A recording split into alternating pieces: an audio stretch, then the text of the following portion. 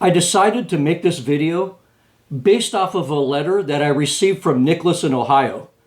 My answer to Nicholas's letter was just way too long to include in an episode of Hunt Camp Mail, so I decided to dedicate a separate video to his letter. Nicholas wrote that his grandfather, who served in Vietnam, called gun magazines clips. And he witnessed people get really upset over somebody calling a magazine a clip. And he wanted to know why seasoned guys like his grandfather called a magazine a clip, even though, that was the wrong thing to do. First of all, we need to understand that just because someone served in the military or has some form of law enforcement experience, that doesn't make them an expert with the firearm, and certainly doesn't give them a formal education in firearms or on proper firearms nomenclature. Military and law enforcement training was very basic in the Vietnam era, and they certainly didn't care about terminology back then. And just in case you don't know and you thought this was some kind of instructional video, these are clips. And these are magazines. But up until about the 1970s, most Americans have never handled a gun that took a magazine before. So naturally, many old timers called magazines clips when they first became common, and those old timers taught the younger generation to also call magazines clips. Calling a magazine a clip was never considered correct, but people didn't completely lose their minds if somebody did it back in the day. Calling a magazine a clip was okay up through the 1970s, but then in the 1980s, two things changed.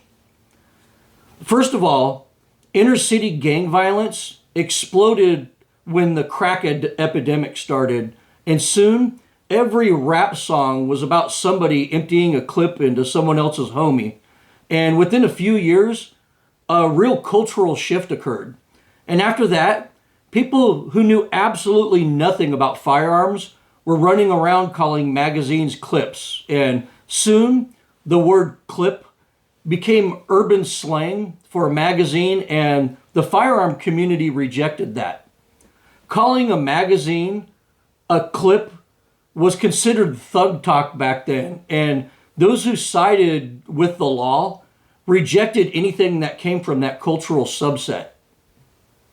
The second thing that happened in the 1980s was that people, civilians in particular, started getting extensive formal firearms training based off of Jeff Cooper's modern techniques of shooting. Cooper trained our military, even up to special forces, and was one of the first people to teach law enforcement officers a system of standard tactics and mental preparedness.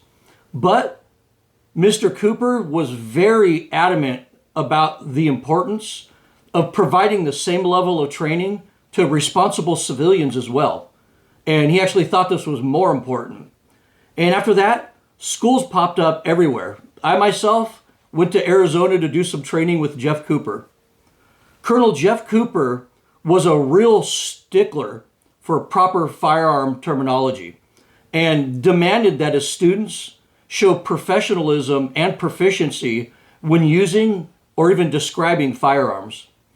As Jeff Cooper's students became instructors, those instructors left and opened up their own schools, and for the most part, they continued to demand that students use proper terminology when they describe firearms. And in most of these schools or clinics or seminars on firearm use, you'd be scolded for calling a magazine a clip.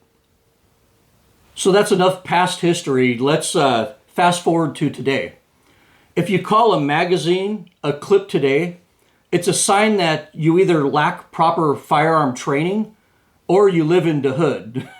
So there's a great deal of peer pressure to use proper nomenclature when describing a firearm or ammunition. We also don't call a cartridge a bullet or a semi-automatic gun an automatic gun or a machine gun. In the modern age, There's also legal reasons as to why proper terminology is very important. Firearms are now being banned and or regulated based off of features.